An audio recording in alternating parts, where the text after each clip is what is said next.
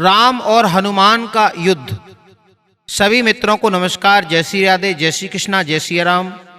सबसे पहले आप सभी लोगों का हमारे YouTube चैनल ज्ञान दर्पण में बहुत बहुत स्वागत है। यदि आप हमारे YouTube चैनल पर नए हैं तो हमारे चैनल को सब्सक्राइब कर लें, बेल आइकन को दबाना ना भूलें। और आप सभी लोगों से हाथ जोड़ करके निवेदन है कि आप लोग कहानी के अंत तक बने रहें ताकि आप सभी लोगों को कहानी का संपूर्ण ज्ञान प्राप्त हो सके। जी हाँ मित्रों, अधिक समय ना लेते हुए डायरेक्ट टॉपिक पे बात करते हैं। जैसा कि हमें यह प्रसंग रामायण के छेपक बॉम्बे प्रेस में प्राप्त हुआ है, जिसे सबल सिंह चौहान ने लिखा है। आखिर राम और हनुमान का युद्ध कब, कैसे, कहां, क्यों हुआ था। एक समय की बात थी मित्रों, मर्यादा पुरुषोत्तम श्री राम अपने राज्य को चला रहे थे तो उन्होंने एक बार सभा एकत्रित की और प्रभु राम सभी राजा महाराजाओं को अपने राज्य के बारे की विशेषताएं बता रहे थे। और साथ ही साथ आप सभी लोगों को बता देना चाहता हूं कि राम के राज्य का प्रमुख लक्षण, प्रमुख विशेषता क्या थी। गोस्वामी तुलसीदास जी लिखते हैं, दैहिक दैविक भौतिक तापा, राम राज्य काहू नहीं व्यापा।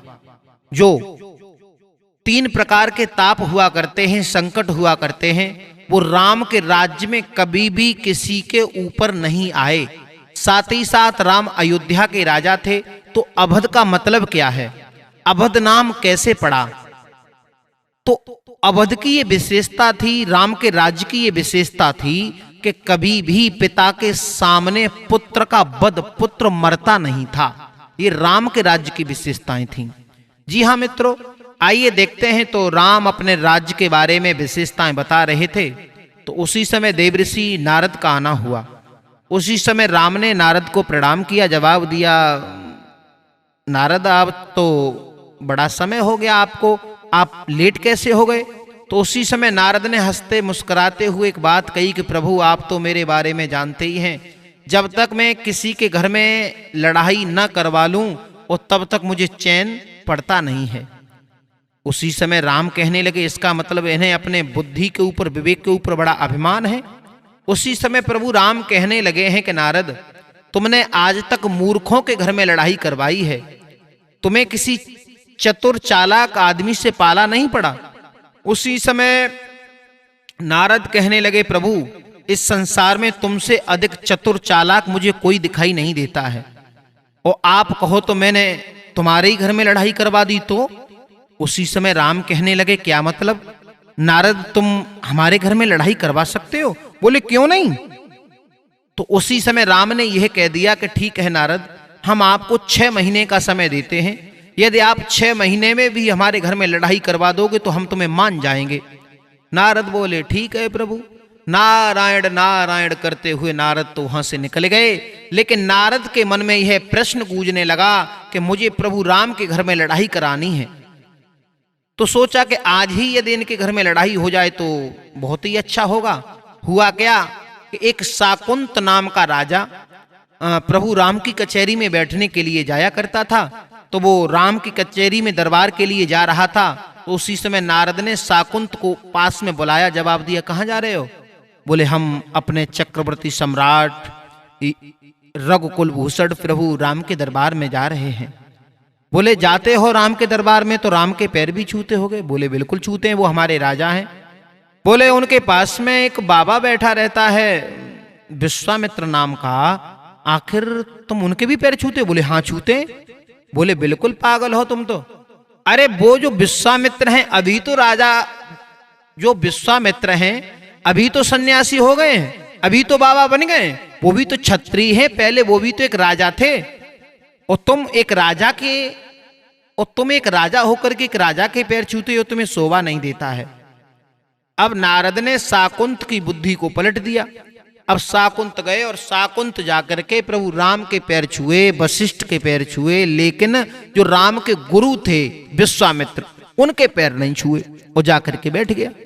लेकिन विश्वामित्र सोचने लगे, चलो शाकुंत तो प्रतिदिन मेरे पैर छूता है, आज भूल गया होगा, कोई बड़ी बात नहीं है, हो जाता है भूल बस। लेकिन हुआ क्या, तब तक देवऋषि नारद लौट करके जैसे ही दरबार में पहुंचे और दरबार में जहां पर आसन विश्वामित्र का पड़ा था उसी आसन के करीब बैठ गए। और धीरे से कान में बोले, भैया। बोले क्या है नारद? बोले जहां पर इंसान का सम्मान न हो तो उस जगह पर रहना नहीं चाहिए। बोले क्या कह रहे हो? राम के दरबार में मेरा सम्मान बहुत होता है, राम मेरी बिना आज्ञा के कोई कार्य नहीं करता है, भला राम के दरबार से अधिक सम्मान मुझे कहां मिल सकता है? बोले राम तो तुम्हारा सम्मान करते हैं, लेकिन अभी शाकुंत आया था, लेकिन शाकुंत ने तुम्हारे पैर छुए। विश्वामित्र कहने लगे, बात तो सही है नारद तुम्हारी, शाकुंत ने मेरे पैर नहीं छुए। उसी समय राम के गुरु यानी विश्वामित्र उठ करके खड़े हो गए, जवाब दिया, राम तुम्हारे दरबार में हमारा अपमान हुआ है और अब हम तुम्हारे दरबार में नहीं रहेंगे। उसी समय राम ने बिना सोचे समझे कह दिया, गुरुदेव मेरे दरबार में जिसने भी तुम्हारा अपमान किया है, आज मैं सूर्य अस्त होने से पहले पहले उसका वध कर दूंगा। और एक बात तो सब लोग जानते ही हो, रघुकुल रीति सदा चली आई और प्राण जाए परिवचन न जाई। शाकुंत ने सोचा कि हमने तो प्रभु राम के गुरुदेव का अपमान हमने ही किया है और किसी ने नहीं किया। तो अब शाकुंत दरबार में से निकल करके भागने लगा। अब पीछे पीछे नारद, आगे आगे शाकुंत। अब नारद आवाज लगा रहे हैं, अरे शाकुंत, अरे राजा खड़ा हो जा। पीछे मुड़ करके शाकुंत ने देखा कि पीछे पीछे नारद दौड़ते आ रहे हैं। बोले अब मैं तुम्हारी बात नहीं सुनूंगा। बोले क्यों? जवाब दिया, मैंने तुम्हारी एक बात मान ली, मेरे प्राणों पर संकट आ गया, अब मैंने तुम्हारी दूसरी बात मान ली तो क्या होगा? उसी समय नारद कहने लगे, अरे मूर्ख, मैं जिसे मरवाना जानता हूं उसे बचवाना भी जानता हूं। उसी समय शाकुंत ने बड़ा गहरी गहरी सांसें ली। जवाब दिया, नारद मैं कैसे भी बच सकता हूं क्या? बोले क्यों नहीं? बोले कैसे बच जाऊंगा? बोले एक काम करो, तुम दंडिक वन में चले जाओ और दंडिक वन में अंजनी तपस्या कर रही है, वहीं उसकी कुटिया है, और जाकर के अंजनी के पैर पकड़ लेना, और जब तक अंजनी के पैर तुम छोड़ना मत, जब तक अंजनी तुम्हारे सिर पे हाथ रख के तुम्हारी सौगंध न खा जाए कि बेटा मैं तुम्हें बचा लूंगी, और तब तक पैर मत छोड़ना। बोले ठीक है, इतनी बात सुनी। अब शाकुंत अपनी राजधानी को तो भूल गए, दंडिक वन के लिए भाग खड़े हुए। जाकर के अंजनी मैया के पैर पकड़ लिए। अंजनी मैया कहने लगी, तू कौन है बेटा? क्यों हाँप रहा है? कहां से भागता हुआ आया है? क्या तुझे किसी ने सताया है? मुझे बता। उसी समय शाकुंत कहने लगा, माँ तू मेरे सिर पे हाथ रख के मेरी कसम खा जा, मेरी सौगंध खा जा कि तू मेरी रक्षा कर देगी या नहीं। उसी समय माँ सोचने लगी कि ये बेचारा परेशान हो गया है। उसी समय माँ ने दोनों हाथ, माँ तो माँ होती है, माँ ने दोनों हाथ रख दिए। जवाब दिया, शाकुंत तुम चिंता मत करो, मैं तुम्हारी सौगंध खाती हूं, जो भी तुम्हें सताने के लिए आ रहा है मैं उससे तुम्हारी रक्षा कर दूंगी। अगर तुम्हें पता नहीं है, मेरे से तुम्हारी रक्षा नहीं होगी तो मेरा बेटा हनुमान बहुत बलवान है, वो तुम्हारी रक्षा कर देगा। और हनुमान से भी तुम्हारी रक्षा नहीं होगी तो हमारे पुत्र का जो स्वामी है ना प्रभु राम, वो बहुत बड़े बलवान हैं, हम उनसे तुम्हारी रक्षा करवा देंगे। उसी समय जब कसम खाई तब शाकुंत ने जवाब दिया, मैया तुम्हारा जो बेटा हनुमान है उन्हीं के स्वामी मुझे मारने के लिए आ रहे हैं। अब हुआ क्या मित्रों, उसी समय अंजनी मां चकित रह गई। जवाब दिया, बेटा अगर मैंने तुझे वचन दे दिया है, अब चाहे कुछ भी हो जाए, एक काम कर, तू तो बैठ जा भीतर कुटिया में, और अंजनी बैठ गई बाहर। यदि राम मारने के लिए आ रहे हैं तो सबसे पहले राम एक बाण मुझ में मारे, उसके बाद में मरेगा मेरा शरणार्थी यानी शाकुंत। जैसे ही दंडिक वन से घूमते फिरते हुए हनुमान आए, हनुमान को सारी बात बताई। मैया को दुखी देख करके हनुमान अपनी माँ के आगे बैठ के जवाब दिया, माँ अगर ऐसी बात है, प्रभु मारना ही चाहते हैं तो एक बाण पहले मुझ में मारेंगे, उसके बाद में तुम मरोगी। अब धीरे धीरे धीरे धीरे समय व्यतीत होता चला गया। इधर श्री राम ने विश्वामित्र गुरुदेव को रथ में बैठा करके शाकुंत को ढूंढने के लिए जैसे ही घूमते घूमते दंडिक वन में पहुंचे तो क्या देखा कि अंजनी की कुटिया पे पहुंचे हैं और जवाब दिया है कि माँ हमने ये सुना है तुम्हारी कुटिया में हमारा दुश्मन है, उसे बाहर निकालो, हम उसे मारना चाहते हैं। हमने सौगंध खाई है। उसी समय हनुमान कहने लगे, प्रभु यदि तुम शाकुंत को मारना ही चाहते हो तो सबसे पहले एक बाण पहले मुझ में मारो, जब तक मैं नहीं मरूंगा और तब तक शाकुंत नहीं मरेगा। शाकुंत की तरफ नजर भी मत कर देना, मेरी मैया ने उसे वचन दिया है। उसी समय राम खड़े के खड़े रह गए, लेकिन नारद विचार करने लगे कि प्रभु के घर में लड़ाई जब हो ही रही है तो थोड़ा अच्छे से हो जाए तो आनंद ज्यादा आए।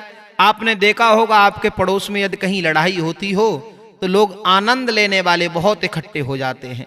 अब वैसे ही नारद अयोध्या में गए तो सीता जी ने प्रणाम किया, और सीता जी की प्रणाम को तो नहीं लिया नारद ने, और नारद अपनी मुंह फेर के खड़े हो गए। सीता जी बोली, क्या चक्कर है नारद, हमने प्रणाम किया, तुमने प्रणाम नहीं लिया हमारा। उसी समय नारद कहने लगे, क्यों सीता जी, तुम वही सीता हो जिस समय लंका का राजा रावण तुम्हें पंचवटी से चोरी कर ले गया, तब तुम अशोक वाटिका में एक एक आंसू में से 10-10 आंसू डाल रही थी, और तब तुम्हारी सुध लेने वाला कोई नहीं था, और तब सुध लेने के लिए कोई गया तो वही पवन पुत्र हनुमान गए।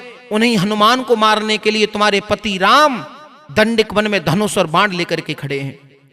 सीता जी बोली, मेरे बेटा हनुमान को? बोले हाँ। अब सीता जी भागने लगी, और सीता जी जाकर के हनुमान के आगे बैठ गई, जवाब दिया, प्रभु मेरा बेटा नहीं मरेगा, सबसे पहले एक बाण मुझ में मारो। इधर नारद आगे बढ़े, नारद को लक्ष्मण जी ने प्रणाम किया। उसी समय नारद कहने लगे, कहो लक्ष्मण, वही लक्ष्मण हो तुम जिस समय समुद्र की पार पर मरे हुए रखे थे तो सुसैन वैद्य ने यह कहा कि अगर सजीवन बूटी राती रात में आ जाए तो लक्ष्मण दोबारा जीवित हो सकते हैं। उसी समय कोई नहीं गया बूटी लेने के लिए, तब पवन पुत्र गए थे, उन्हें सजीवन बूटी की पहचान नहीं हुई तो एक बूटी के चक्कर में पूरा पर्वत ही उठा लाए। लेकिन तुम्हारे भैया राम आज उन्हीं हनुमान को मारने के लिए दंडिक वन में धनुष और बाण लेकर के खड़े हैं। इतनी बात जैसे ही लक्ष्मण ने सुनी तो अब लक्ष्मण वहां से भाग खड़े हुए, और लक्ष्मण जी भागते हुए जहां पर सीता जी बैठी हुई थी तो सीता मैया के आगे बैठ गए, और सीता मैया के आगे बैठ करके ये कहा कि प्रभु यदि हनुमान को मारना चाहते हो तो सबसे पहले एक बाण मुझ में मारो, उसके बाद में मरेंगे भैया हनुमान। अब लक्ष्मण कह रहे हैं पहले हमें मारो, सीता मैया कह रही है पहले हमें मारो, हनुमान कह रहे हैं पहले हमें मारो। उसके बाद अंजनी मैया कह रही है कि शाकुंत बाद में मरेगा, पहले मैं मरूंगी। अब प्रभु चक्कर में पड़ गए कि सबसे पहले अपना परिवार मरे, उसके बाद में मरेगा शाकुंत। लेकिन प्रभु राम ने तो प्रतिज्ञा कर ली थी कि आज मैं सूर्यास्त होने से पहले पहले शाकुंत का वध कर दूंगा, और रघुकुल की ये रीत थी, रघुकुल रीत सदा चल आई, और प्राण जाए पर बचन न जाई। यदि प्रभु राम अब तो चक्कर में पड़ गई, लेकिन नारद ने विचार किया कि हमने जो लड़ाई करवाई है राम के घर में, आखिर लड़ाई हो कैसी रही है, आनंद तो ले लें चल करके। उसी दंडिक वन में जहां राम का पूरा परिवार इकट्ठा था, उसी दंडिक वन में नारद आकर के अंजनी मैया की कुटिया के चारों तरफ चक्कर काटने लगे।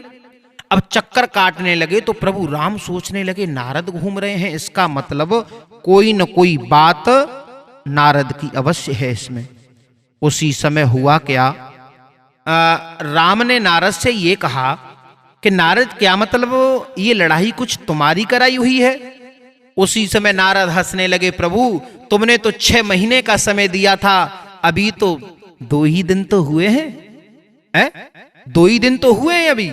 ये सारी जो लड़ाई कराई हुई है वो हमारी ही है। कहने का मतलब है भगवत श्रोता हो मेरे मित्रों, मेरे दोस्तों, चुगला चूकत है नहीं, गाय कहो चै रोए, घर घर फूट कराए दे, करे एक के दोए। यदि कहानी आप लोगों को अच्छी लगी हो तो सभी मित्रों को राधे राधे, जय श्री कृष्णा। हमारे चैनल को सब्सक्राइब करना ना भूलें सभी मित्रों।